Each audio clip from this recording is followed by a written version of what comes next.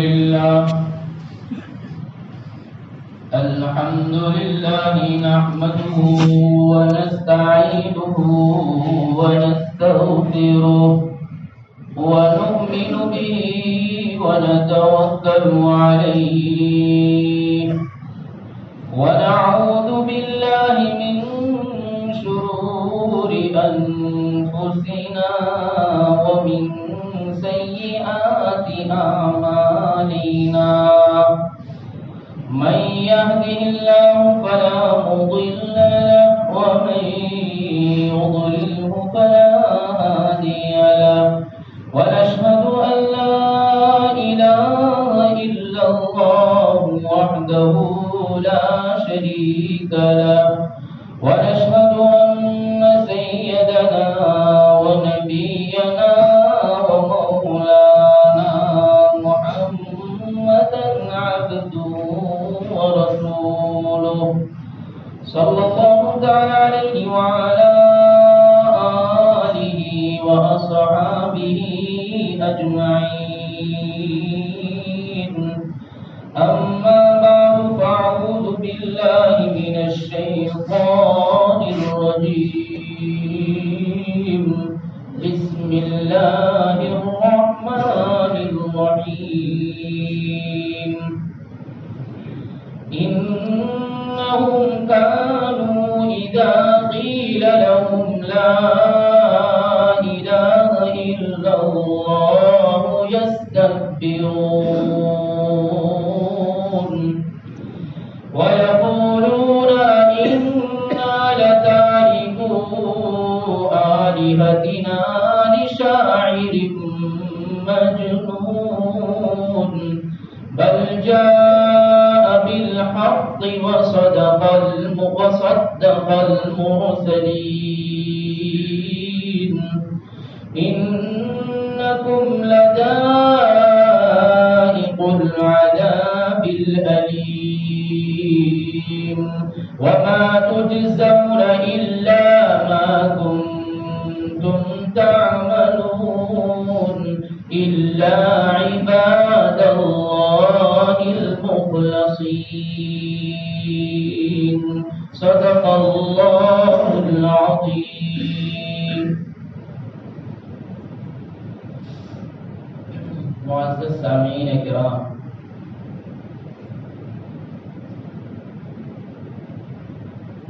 مجرمین کی باتیں چل رہی ہے اور ان کے جرموں کے اسباب بیان ہو رہے ہیں کہ وہ مجرم کس وجہ سے بنے، کون سے جرائم تھے جس کی وجہ سے ان کو مجرم قرار دیا گیا۔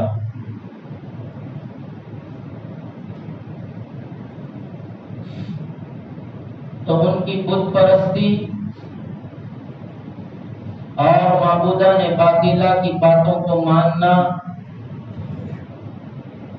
اور بڑوں کی ابتدا میں سرداروں کے کہنے پر انہوں نے ادیان باطلہ کو منتخب کیا اور دین حق کا انکار کیا، باس بادل موت کا انکار کیا، منکرین توحید بنے اور مکذبین رسول بنے، منکرین میعاد بنے، جس کی وجہ سے ان کو مجرم قرار دیا گیا۔ ان کی ایک وجہ اللہ تبارک و تعالی ان آیتوں میں بیان فرما رہا ہے کہ جب ان سے کہا جاتا تھا کہ لا الہ الا اللہ کہو تو یستکبرون، تکبر کرتے تھے اور بڑائی کرتے ہوئے کہتے تھے کہ ہم تو سردار ہیں، ہم تو چودھری ہیں، ہم تو بڑے ہیں، اور اگر ہم بڑے مان لیں گے آپ کی بات کو تو ہماری چودراہت کا کیا ہوگا، ہماری سرداری کا کیا بنے گا، اور ہماری سرداری خطرے میں پڑ جائے گی۔ اس لیے وہ لوگ انہم کانوا اذا قیل لهم لا الہ الا اللہ، جب ان سے لا الہ الا اللہ کہنے کو کہا جاتا تھا تو وہ تکبر کرتے تھے اور تکبر کر کے انکار کرتے تھے۔ اس کے متعلق حضرت مغیرہ بن شعبہ رضی اللہ عنہ فرماتے ہیں کہ میں نے سب سے پہلے دن رسول اللہ صلی اللہ علیہ وسلم کو اس طریقے سے پہچانا کہ میں اور عمرو ابن ہشام یعنی ابو جہل ہم دونوں مکہ کی ایک گلی سے گزر رہے تھے اور ہمارا سامنا محمد الرسول اللہ صلی اللہ علیہ وسلم سے ہوا، اور محمد بن عبداللہ نے اس دن اس وقت جب کہ ہماری گلی میں ملاقات ہوئی ابو جہل سے خطاب کرتے ہوئے کہا کہ او ابو الحکم، ابو جہل نہیں ابو الحکم، اے ابو الحکم، میں تجھے اس بات کی دعوت دینے ملا ہوں اور اس راستے میں اس گلی میں تجھ سے اس لیے ملاقات کر رہا ہوں کہ قل لا الہ الا اللہ، کہہ دے کہ لا الہ الا اللہ محمد الرسول اللہ، کہ اللہ کی وحدانیت کا اقرار کر لیں، میری رسالت کو تسلیم کر لیں۔ یہ جملہ کہنا تھا۔ مغیرہ بن شعبہ رضی اللہ عنہ کہتے ہیں کہ اس وقت میں بھی تو ایمان والا نہیں تھا، خطاب ابو الحکم سے ہو رہا ہے اور ابو الحکم اس کے جواب میں کہہ رہا ہے اے محمد، کب تک تو ہمارے معبودوں کو برا کہتا رہے گا، ہمارے بتوں کی برائی کرتا رہے گا؟ کیا تو یہ چاہتا ہے کہ ہم اس بات کی گواہی دے دیں کہ تو نے اللہ کا پیغام پہنچا دیا؟ تو سن، آج ہم یہ کہہ دیتے ہیں کہ تو نے اللہ کا پیغام پہنچا دیا، اب ہمارا پیچھا چھوڑ دے۔ تجھے یہی کہلوانا مقصود ہے تو جا، ہم گواہی دیتے ہیں کہ تو نے پیغام حق پہنچا دیا، پیغام الہی پہنچا دیا۔ اللہ کے رسول صلی اللہ علیہ وسلم فرما رہے ہیں میرا کام اس لیے نہیں ہے کہ لوگ کہہ دیں کہ پیغام پہنچا دیا، میرا کام یہ ہے کہ حق پہنچایا جائے اور فرد فرد پہنچایا جائے، گھر گھر پہنچایا جائے، اور اس کے لیے اگر محمد کی جان بھی نکل جاتی ہے تو محمد کی جان نکلنے تک محمد گھروں تک جائے گا، فرد تک جائے گا، انفرادی جائے گا، اور وقت آیا تو اجتماعی بھی جائے گا، جب میں غفیر کو لے کر بھی جائے گا۔ اس لیے نہیں ہے کہ تو گواہی دے دے کہ میں نے اللہ کا پیغام پہنچا دیا، تو گواہی دے یا نہ دے، میرا اللہ جانتا ہے کہ پیغام الہی پہنچانے میں کتنی کوششیں کی جا رہی ہے، کیا کاوشیں کی جا رہی ہے، کیا جد و جہد کیے جا رہے ہیں، وہ تو اس کو معلوم ہے۔ ابو جہل کہتا ہے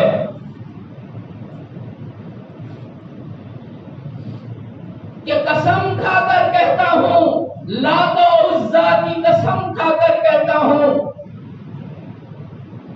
اگر تیرا پیغام حق ہے اس بات کا یقین ہو جاتا تو تیری بات مان لیتا، لیکن تیری دعوت کا یقین مجھے نہیں ہے، اس لیے تیری بات کو نہیں مانتا۔ مکہ کی گلی میں انکار کیا، انہم قالوا لا الہ الا اللہ، جب ان سے کہا جاتا ہے کہ لا الہ الا اللہ کہو تو یستکبرون، مکہ کی گلی میں سینہ تان کر تکبر کرتے ہوئے، شیخی مارتے ہوئے بات کا انکار کر دیا۔ اللہ کے رسول صلی اللہ علیہ وسلم مایوس ہو کر واپس ہو رہے ہیں۔ حضرت مغیرہ بن شعبہ رضی اللہ عنہ ایمان میں داخل ہوئے ہیں۔ مغیرہ بن شعبہ کہتے ہیں کہ جب نبی چلے گئے، محمد چلے گئے اور مایوسی کے عالم میں گئے، بزمردہ چہرے کے ساتھ گئے اور مایوسی کے عالم میں گئے، اس کے بعد ابو جہل میری طرف متوجہ ہوا اور مجھے کہنے لگا مغیرہ میں قسم کھا کر کہتا ہوں کہ محمد جو بھی کہتا ہے وہ حق ہے، میں قسم کھا کر کہتا ہوں، ابو جہل کہتا ہے میں قسم کھا کر کہتا ہوں محمد جو کہتا ہے رشتے میں میرا بھتیجا ہے، میں قسم کھا کر کہتا ہوں کہ اس کی بات حق ہے، لیکن نہیں مانوں گا۔ کیوں نہیں مانے گا؟ مغیرہ کہتا ہے جب تو تصدیق کرتا ہے، جب تو کہتا ہے کہ اس کی ایک ایک بات اور ایک ایک جملہ ایک ایک لفظ اس کا سچا اور حق ہے، تو پھر کیوں انکار کرتا ہے؟ تو ابو جہل کہتا ہے وہ بنو قصی سے ہے، بنی قصی سے ہے، اور بنی قصی نے جب یہ کہا تھا کہ کعبۃ اللہ کی دربانی ہمارے خاندان میں رہے گی، تو ہم نے کہا ٹھیک ہے۔ بنو قصی نے جب یہ کہا کہ حاجیوں کی پانی پلانے کی خدمت ہمارے خاندان میں رہے گی، تو ہم نے کہا ٹھیک ہے۔ بنو قصی نے جب یہ کہا کہ شورا کا انتظام ہمارے خاندان میں رہے گا، کہ ہر چیز کا مشورہ جب لیا جائے گا تو شورا کی جو کمیٹی ہوگی، شورا کا جو انتظام ہوگا وہ ہمارے خاندان سے ہوگا، ہم نے کہا ٹھیک ہے۔ پھر انہوں نے بھی کھلایا، ہم نے بھی کھلانے کا شروع کیا، ہم دونوں خاندانوں نے کھلانا شروع کیا، کھلانے میں دونوں برابر ہو گئے۔ اس کے بعد بنو قصی نے کہا کہ ہمارے اندر ایک نبی ہے، اور اس کا انہوں نے اعتراف کیا، اقرار کیا اور کہا محمد اللہ کا رسول ہے، تو یہ بات ہم سے گوارا نہیں ہو سکتی، ہم اس کے بارے میں اس کی بات کو کبھی بھی نہیں مانیں گے، یہاں تک کہ موت آ جائے، لیکن اس کی بات کو تصدیق نہیں کریں گے۔ یہ اس بات کی دلیل تھی کہ انہم کانوا اذا قیل لهم لا الہ الا اللہ یستکبرون، جب ان سے کہا جاتا ہے کہ اللہ کی وحدانیت کا اقرار کرو تو یستکبرون، وہ تکبر کرتے ہیں، شیخی مارتے ہیں اور بڑائی کرتے ہوئے بات کا انکار کر دیتے ہیں۔ اسی کو قرآن کریم کی آیتوں میں بیان فرمایا۔ اس کے بعد اللہ تبارک و تعالیٰ ان کی سرکشی اور طغیانی کی باتیں آگے بیان فرماتے ہیں۔ اتنی طغیانی، اتنی سرکشی اور اتنی حد درمی اور اتنے جرائم اور اتنے مظالم اور اتنی سروں کی طغیانی اور سروں کی بڑھوتری اور اپنے آپ کو سینہ تانی اتنی عظیم زبردست کہ کہتے ہیں وَيَقُولُونَ أَإِنَّا لَتَارِكُو آلِهَتِنَا لِشَاعِرٍ مَجْنُونٍ، کیا ہم ایک دیوانے، ایک پاگل کی بات کے اوپر ہمارے معبودوں کو چھوڑ دیں، جن کے سامنے ہم نے زندگیاں کھپا دی ہے، جن کے سامنے جھکتے جھکتے ہماری زندگیاں پوری ہو گئی، جوانیاں ختم ہو گئی، ادھیر عمر کو پہنچ گئے، ہمارے آبا و اجداد تو زندگیاں پوری کر کے چلے گئے اور اپنے آپ کو مٹا دیا، ان کے جسم بھی مٹی بن گئے، اور آج یہ کہتا ہے ہم نے تو سالوں سے سنا عیسیٰ اور محمد کے درمیان 650 سال کا وقفہ گزر گیا، اور 650 سال میں کسی نے نہیں کہا کہ انہم کانوا اذا قیل لهم لا الہ الا اللہ، لا الہ الا اللہ کہنے والا 650 سال میں کوئی نہیں آیا، کسی نے نہیں بتایا۔ اور یہ غریب گھرانے کا، ارے جس کا باپ نہیں، وہ کہتا ہے لا الہ الا اللہ، کیسے مان لے؟ اِنَّا لَتَارِكُو آلِهَتِنَا، ہمارے معبودوں کو ہم کیسے چھوڑ دیں؟ ہم نے تو پورا کعبہ بھر دیا، ارے ایک جگہ بھی نہیں چھوڑی، پورے کعبہ کی چاروں طرف میں چاروں دیواروں پر ہم نے تو اصنام چپکا دیے، ہم نے تو تصویریں چپکا دی، عیسیٰ ابن مریم کی بھی چپکا دی اور ابراہیم خلیل اللہ کی بھی چپکا دی گئی ہے، اور 307 معبودان رکھ دیے، 307 سے ہم نے تو پورا کعبہ بھر دیا ہے، وہ ہماری حاجت پوری نہیں کر سکتے تو ایک کیسے کر سکتا ہے؟ اتنا بڑا نظام اور اتنی بڑی انسانیت کی ساری ذمہ داریاں، ساری ضرورتیں ایک کیسے پوری کر سکتا ہے؟ جبکہ ہماری روزی کا معبود الگ، ہماری حاجتوں کا معبود الگ، ہماری مشکلوں کا معبود الگ، دین کا الگ، رات کا الگ، روزی کا الگ، ساری کی ساری نظام انسانیت کا معبود ہم نے الگ الگ بنا دیا، اور یہ ایک کی بات کرتا ہے، کیسے سمجھ میں آ سکتی ہے؟ اس لیے ہم سے یہ نہیں ہو سکتا، یہ تو سارا کا سارا جنون میں کہتا ہے، دیوانگی میں کہتا ہے، پاگل پنے میں کہتا ہے، قرآن کہتا ہے ان کی زبان کی الفاظ وَيَقُولُونَ إِنَّا لَتَارِكُو آلِهَتِنَا لِشَاعِرٍ مَجْنُونٍ۔ پاگل دیوانے شاعر کی بات پر وہ تو اشعار کہتا ہے، اور اشعار میں تو مدح آرایا ہوا ہی کرتی ہے، تعریفوں کے پھول باندھے جاتے ہیں، قصیدے کہے جاتے ہیں، جھوٹی موٹی تعریف کی جاتی ہے، اور اس کی اللہ کی اشعار میں تعریف کرتا ہے، اور تعریف کرنے میں وہ جھوٹ موٹ بھی ملا دیتا ہے، اس لیے ہمیں یقین نہیں آتا۔ مفسرین فرماتے ہیں، جس کے راوی ہیں حضرت عبداللہ ابن عباس رضی اللہ عنہما،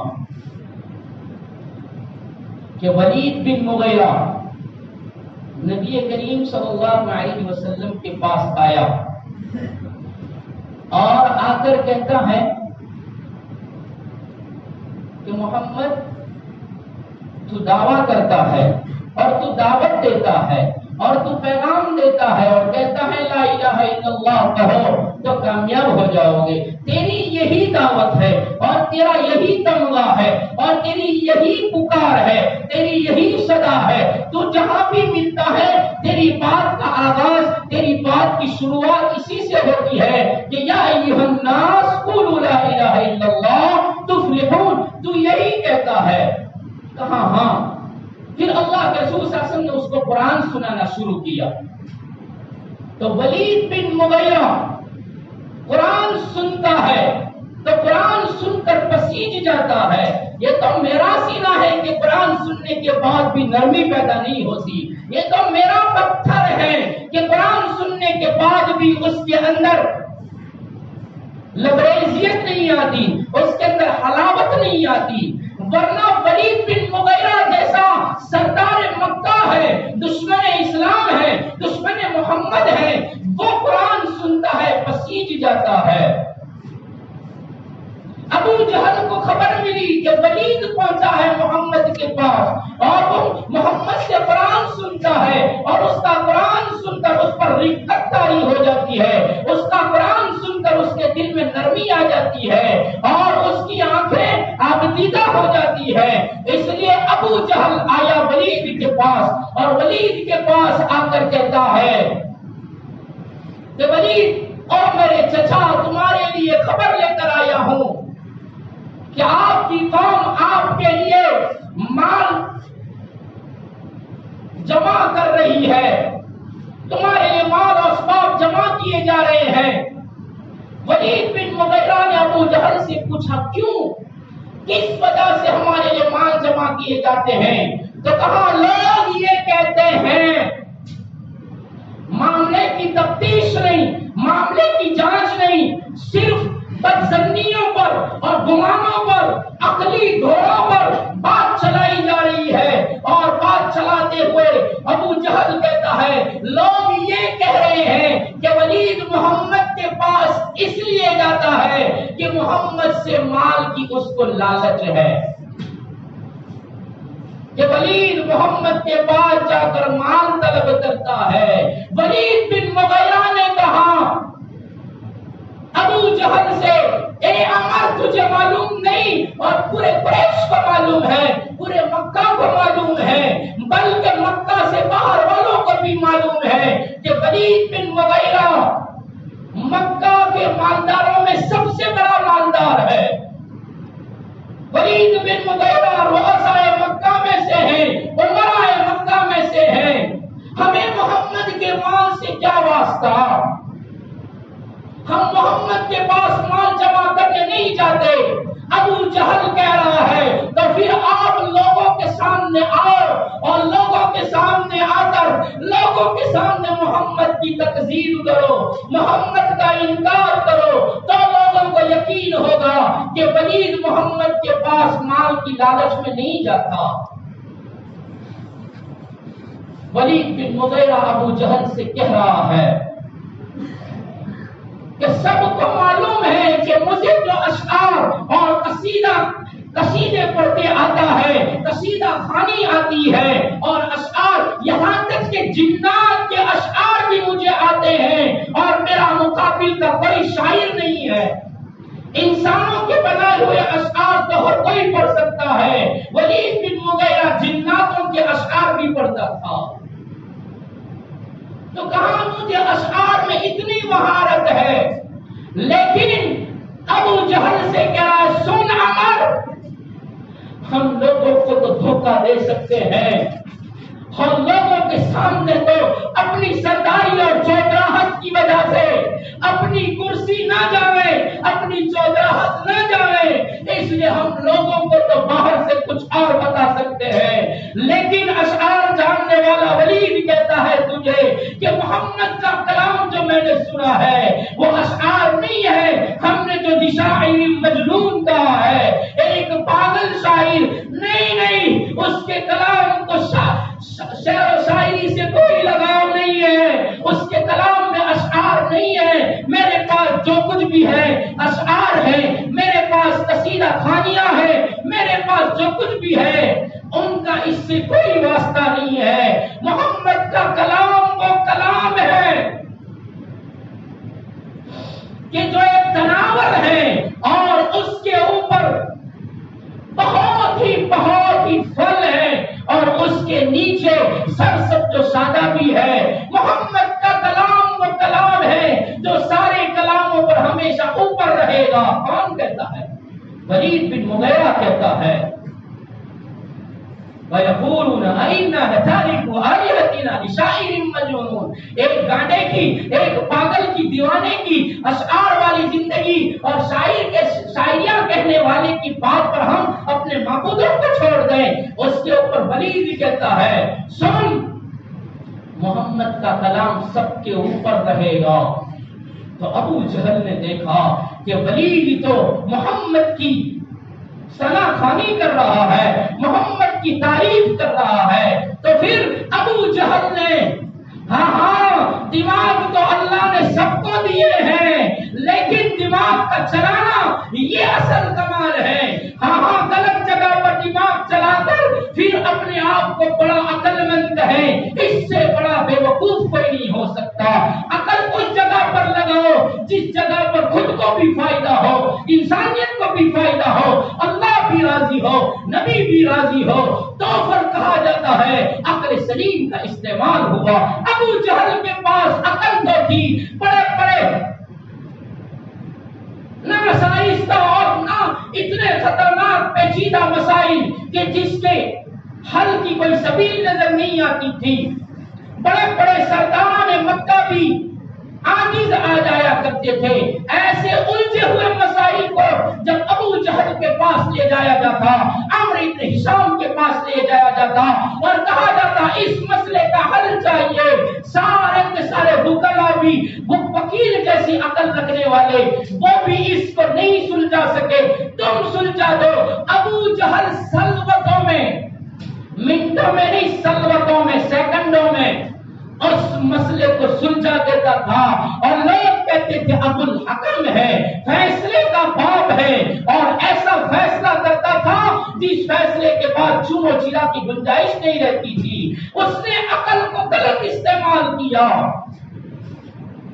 تو دنیا سے مرا تو پوری طریقے سے، اور اس کے مسکن کو بھی دنیا کی قدر، دنیا کی انسانیت، ایمان والے حج بیت اللہ کو جاتے ہیں تو اپنی قضاء حاجت کے لیے اس کے بیت الخلا بنائے گئے کہ اس کے گھر میں ساری ایمان والوں کی پیٹ کی گندگی اور فضلہ اس کے گھر کے اندر جاویں۔ اتنا بڑا منحوس بن گیا۔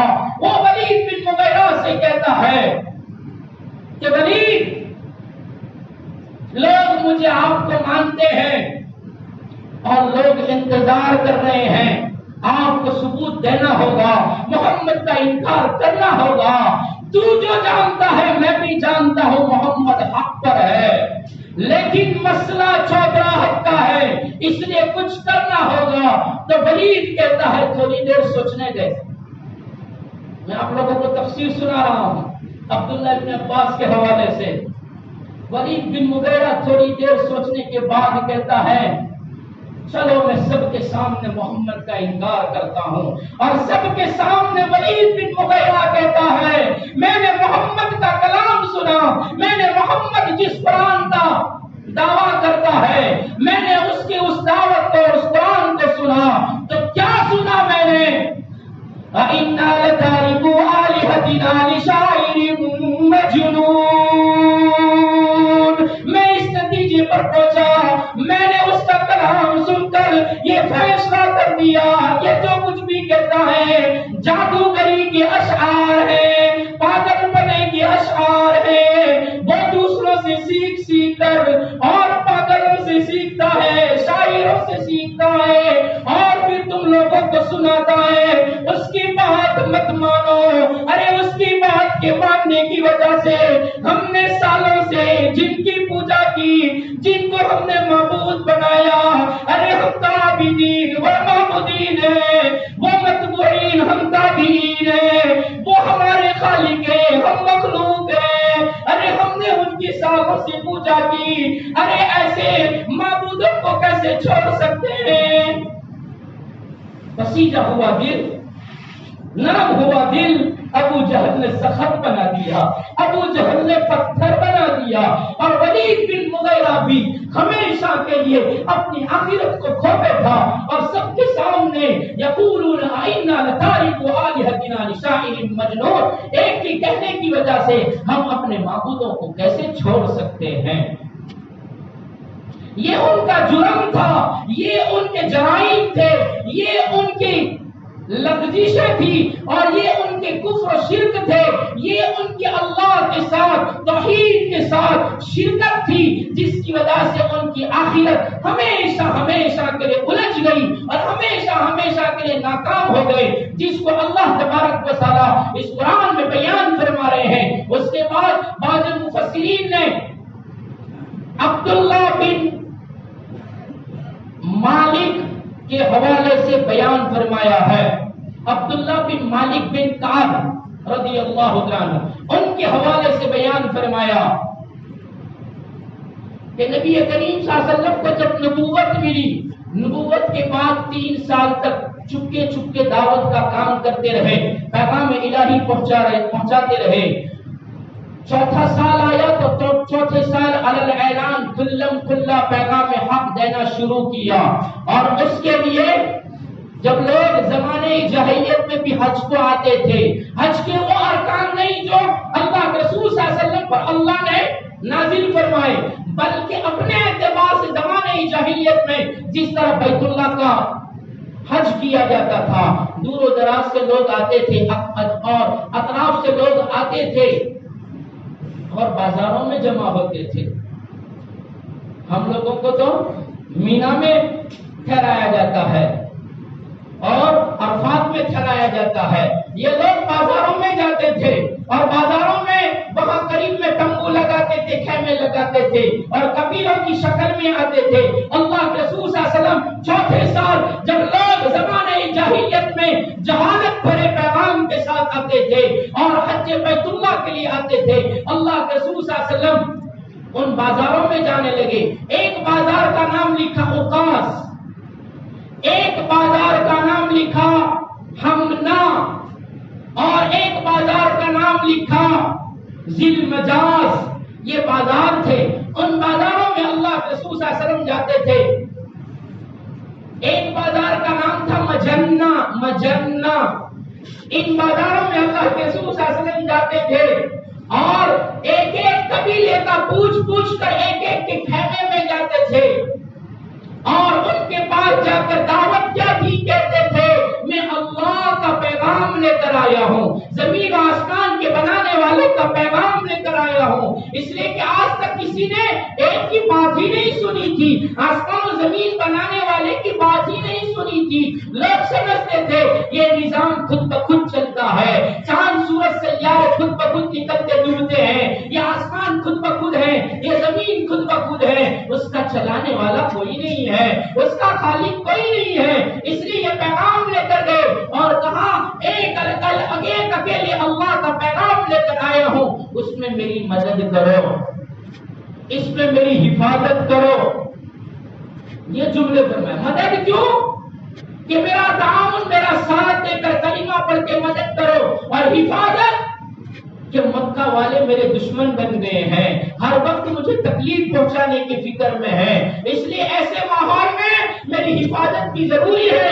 دنیا دارالاسباب ہے اور دنیا میں ظاہر کا مطلب بنایا ہے، محافظ اللہ ہے، لیکن دنیا ظاہروں کا قضا ہے، اس لیے ظاہر کا تقاضا یہ ہے کہ حفاظت کی جائے۔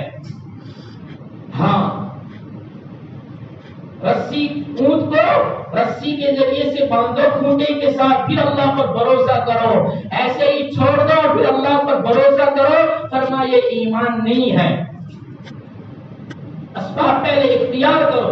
اللہ کے رسول صلی اللہ علیہ وسلم نے فرمایا میری مدد بھی کرنا ہے، میری حفاظت بھی کرنا ہے۔ کوئی ماننے کو تیار نہیں۔ اللہ کے رسول صلی اللہ علیہ وسلم بنی عامر بن صعصعہ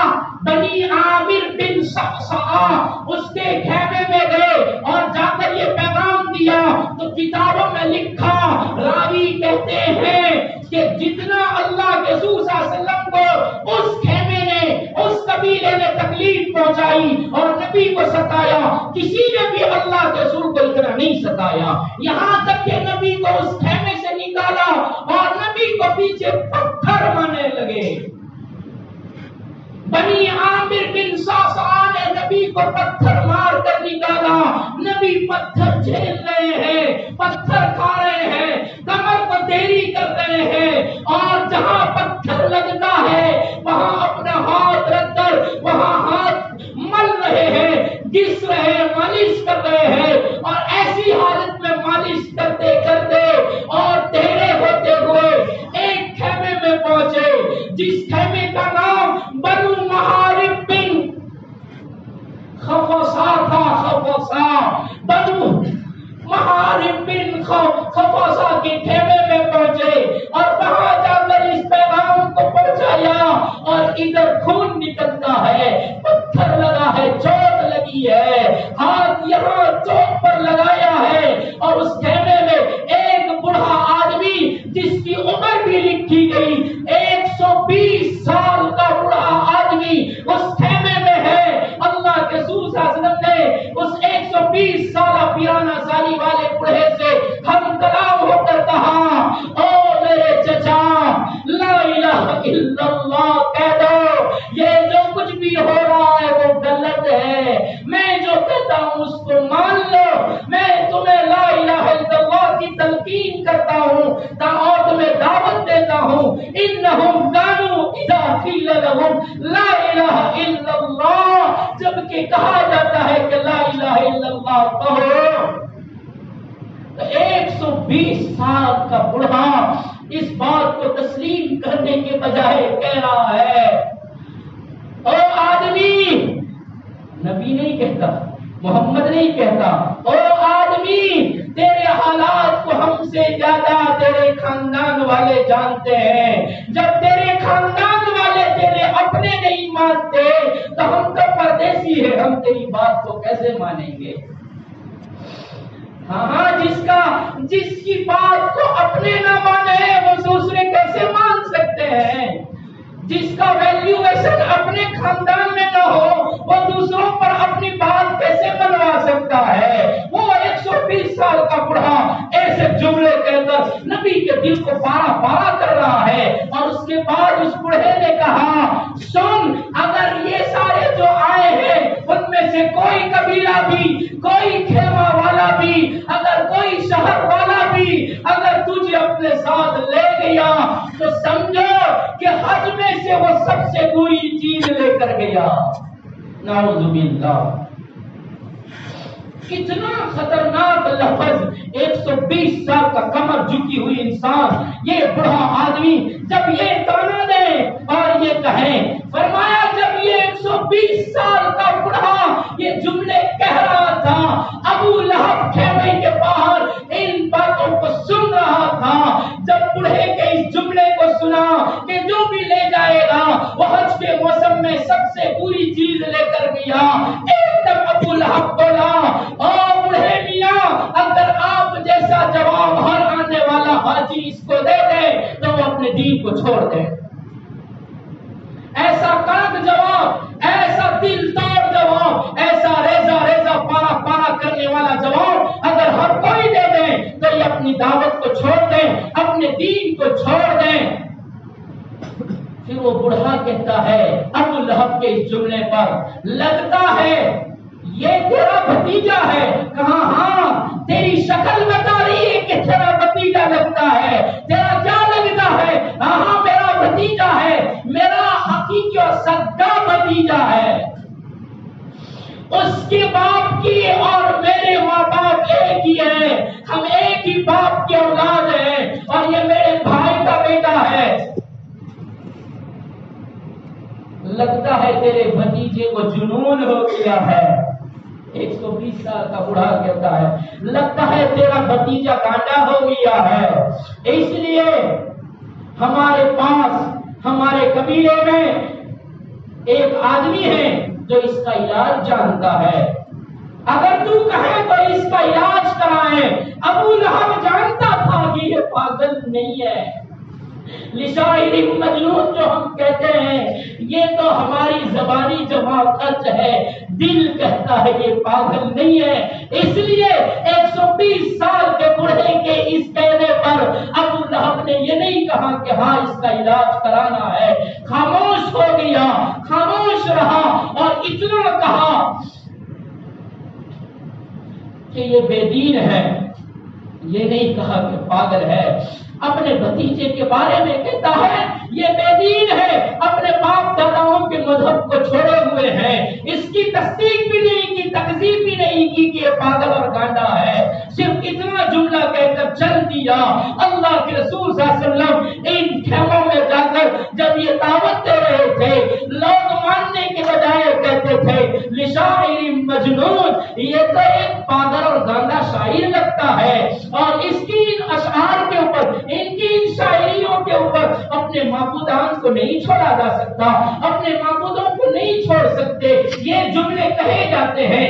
اللہ کے رسول صلی اللہ علیہ وسلم وہاں سے بھی مایوس ہو کر واپس آتے ہیں. اسی کو قرآن بیان کرتا ہے, بل جاء بالحق وصدق المرسلین. اللہ آسمانوں والا, قرآن اتارنے والا, اپنے حبیب کی تصدیق کرنے کے لیے کہ تجھے اوقاز کے بازار میں اور تجھے ذی المجاز کے بازار میں, تجھے مکہ کی گلیوں میں لوگوں نے مجنون کہا, تیرا اللہ سنتا ہے. تجھے لوگوں نے شاعر کہا, تیرا رب سنتا ہے. تو مایوس نہ ہو جا, تیرا دل نہ بھر آئے, اور تو اپنے دل کو مغموم نہ بنا, اتنا مایوس نہ ہو جا کہ جان نکل جائے. اتنا مایوس کیوں ہوتا ہے, اتنا کیوں روتا ہے؟ میرے جیسا داستان سناتے ہو سکتا ہے تو جس پر بیت رہی ہو اس کا کیا حال ہوگا؟ اللہ نے قرآن اتار دیا کہ حبیب ان مجرموں کی باتوں کو سن کر دل چھوٹا نہ کر, آنکھوں کو آبیاری مت دے اور آنکھوں کو اشکبار مت کر, دل چھوٹا نہ کر اور غموں کے بادلوں میں مت چھپ جا, اٹھ جا, کھڑا ہو جا. تیرا رب تیری تصدیق کرتا ہے اور تیرا رب کہتا ہے بل جاء بالحق وصدق المرسلین.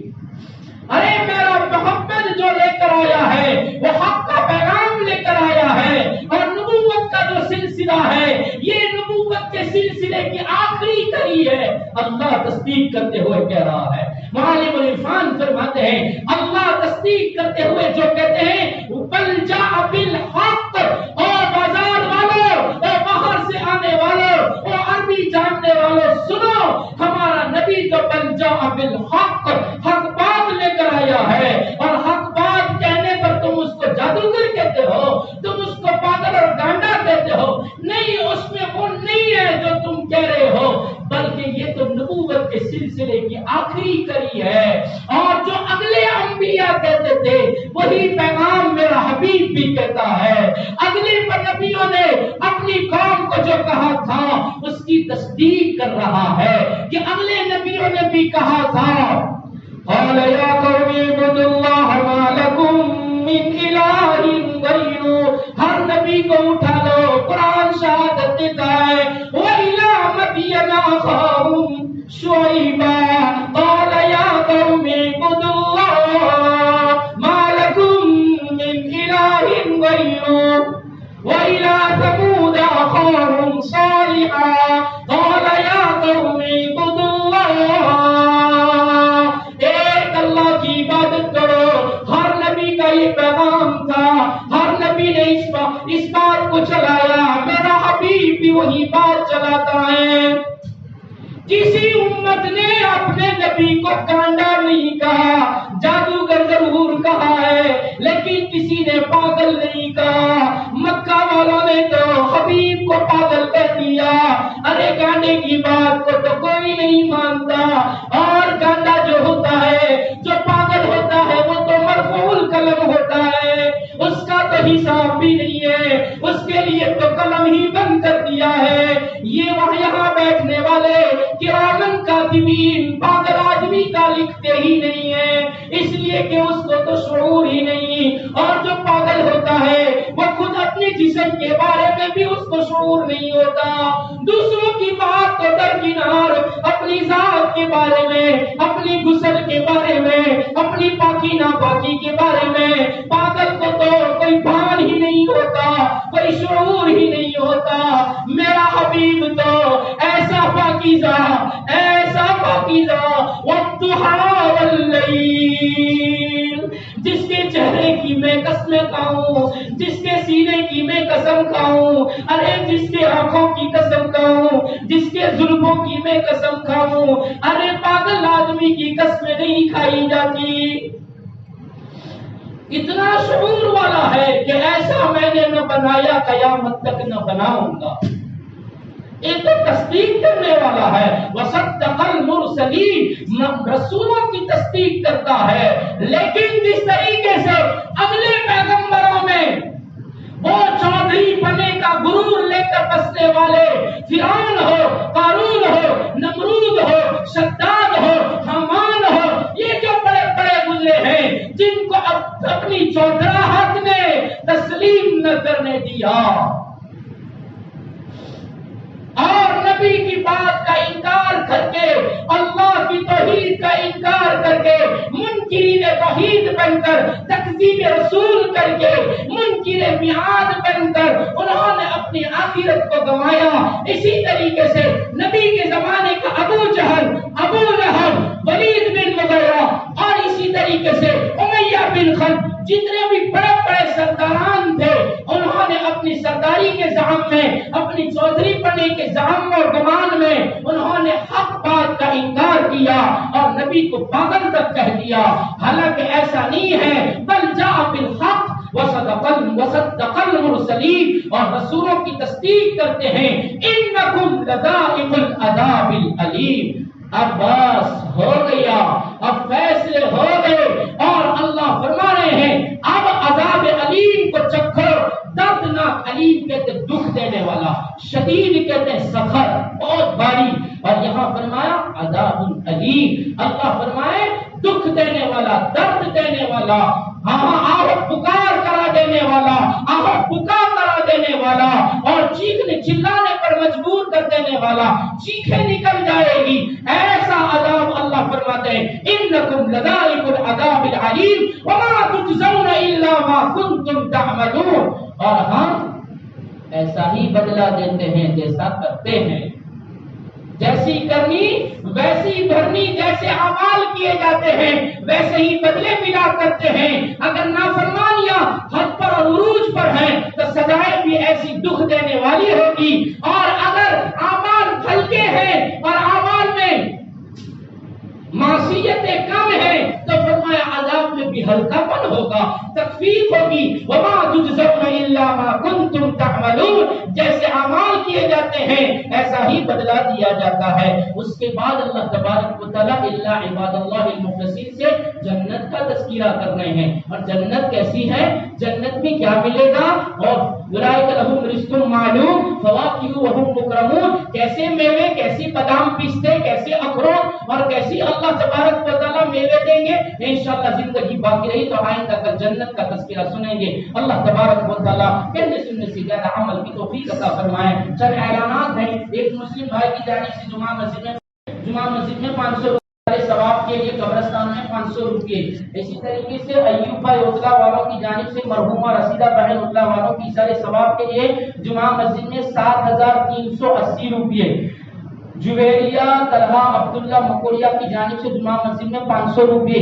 شوکت داؤد ماجد اینڈ برادرز کی جانب سے جمعہ مسجد میں 5000 روپے. ایک مسلم بھائی کی جانب سے جمعہ مسجد میں 500 روپے. زلیخا بہن ماسٹر ابراہیم کوچیا کی جانب سے جمعہ مسجد میں 500 روپے. مدرسہ محمدیہ میں 500 روپے اور قبرستان میں 500 روپے. اللہ تبارک و تعالی تمام کے اختیار کو قبول فرما کر مرحومین کی مغفرت فرما کر جنت الفردوس میں جگہ نصیب فرمائے. بسم اللہ الرحمن الرحیم. الحمد لله رب العالمين والعاقبة للمتقين والصلاة والسلام على سيد الأنبياء والمرسلين صلى الله تعالى عليه وعلى آله وأصحابه أجمعين. يا أرحم الراحمين يا أرحم الراحمين يا أرحم الراحمين ارحمنا، ويا أكرم الأكرمين أكرمنا، يا ذا الجلال والإكرام. نستغفر الله ربنا من كل ذنب ونتوب إليه. اللهم إنا نسألك العفو والعافية في الدنيا والآخرة. اللهم إنا نسألك العفو والعافية في الدنيا والآخرة. اے اللہ معاف فرما دیجئے، اے اللہ عفو درگزر کا معاملہ فرما دیجئے، اے اللہ ماضی کی زندگی پر معافیوں کا قلم پھیر دیجئے، اے اللہ حال اور مستقبل کو رضا والی بنا دیجئے. اے اللہ آپ نے ایک اور موقع دیا کہ رمضان کا مبارک مہینہ دے دیا. اے اللہ ہدایتوں والا، رحمتوں والا، مغفرتوں والا، اے اللہ جہنم کی آگ سے آزادی والا مہینہ دے دیا. اے کریم آقا رحمتوں کا عشرہ پورا ہونے کو ہے. یا اللہ دیکھ کے دکھا کے آنکھ روزے ہو گئے، یا اللہ کچھ نہیں کیا، کچھ نہیں ہوا. اے اللہ رحمتوں کا وافر حصہ دے دیجئے. یا اللہ ہدایتوں کے فیصلے فرما دیجئے. اے اللہ ہدایتوں سے دور ہے مولا. یا اللہ مسجد مبارک مہینے میں بھی خالی ہے. اے اللہ ہم نے مسجدوں کا احترام نہ سمجھا. اے اللہ مسجدوں میں آ کر بھی وہ کیا جو بازاروں میں کیا جاتا ہے. اے اللہ مسجدوں میں آ کر وہ حرکتیں کی جو مولا مارکیٹوں میں کی جاتی ہے. یا اللہ مچھلی کے بازار میں جس طرح کیا جاتا ہے، یا اللہ ہم نے تو ایسا شور مچایا جیسے بازار میں کچھ خریدنے آئے ہیں. اے اللہ اس سے بڑی سینہ زوری کیا ہو سکتی ہے. اے اللہ سینوں کے اندر پتھروں کو یا اللہ موم بنا دیجئے. یا اللہ آپ نے دل دیا، یا اللہ ہم نے بدامالیوں سے اس کو پتھر بنا دیا. اے اللہ یہ پتھر دل تو یا اللہ موم کی طرح نرم بنا دیجئے. یا اللہ دل کے اندھے پن کو دور کر دیجئے. یا اللہ دل کو نور ایمانی سے منور فرما دیجئے. یا اللہ یہ تو غمخواری کا مہینہ ہے. یا اللہ غمخواریاں دے دیجئے. یا اللہ غمگساریوں کا مہینہ ہے، غمگساریاں دے دیجئے. خیر خواہی کا مہینہ ہے، خیر خواہیاں دے دیجئے. اے اللہ راضی ہو جائیے، رضا کا فیصلہ کر دیجئے. امت کے حال پر رحم فرما دیجئے، امت کی بگڑی بنا دیجئے. یہ اللہ قرآن کا کہنا سننا سنانا یہ اللہ منظور فرما لیجیے۔ اے اللہ ان میں سے مت بنائیے جن کے بارے میں آپ نے فیصلہ کر دیا انکم لذائق العذاب العلیم۔ اے اللہ ہم میں سکت نہیں ہے، اے اللہ عذاب علیم سے، عذاب شدید سے بچا لیجیے۔ اے اللہ الا عباد اللہ المخلصین پہ ہمیں ثابت فرما دیجیے۔ اے اللہ ان بندوں میں جنہوں نے آپ کا یقین کیا، اے اللہ آپ دینے والے رب ہیں جس کا یقین کر کے آپ کے سامنے دعوت پسارے، اے اللہ آپ ان میں سے بنائیے جو مخلصین تھے، جو متقین تھے، جو خاشعین تھے، جو صائمین تھے، یہ اللہ جو صوم و صلات کے پابند تھے، یا اللہ ہمیں ان میں سے بنا دیجئے۔ اے کریم آقا بیماروں کو شفا عطا فرما دیجئے، یا اللہ تندرستیوں اور عافیتوں کے فیصلے فرما دیجئے، مرحومین کی مغفرت فرمائیے۔ اے اللہ جیلوں میں قید خانوں میں بے قصور پڑے ہوئے ہیں، یا اللہ ان کی رہائی کے بھی انتظامات فرما دیجئے، یا اللہ خیر مقدر فرمائیے، شر سے حفاظت فرمائیے، مانگا وہ بھی عطا فرما دیجئے، مانگنے سے لگا اپنی شان عطا فرما دیجئے۔ جنہوں نے مسجدوں میں مدرسوں میں قبرستان میں عطیے دیے ان سب کے عطیوں کو قبول فرما کر یا اللہ دارین میں بہترین بدلہ عطا فرمائیے، ان کے مرحومین کی روحوں تک اس کا ثواب پہنچا کر جنت الفردوس میں جگہ دے دیجئے۔ دعاؤں کو اپنی فضل سے نبی کریم صلی اللہ علیہ وسلم کے صدقے میں قبول فرما لیجیے۔ وصلی اللہ علی النبی الکریم برحمتک یا ارحم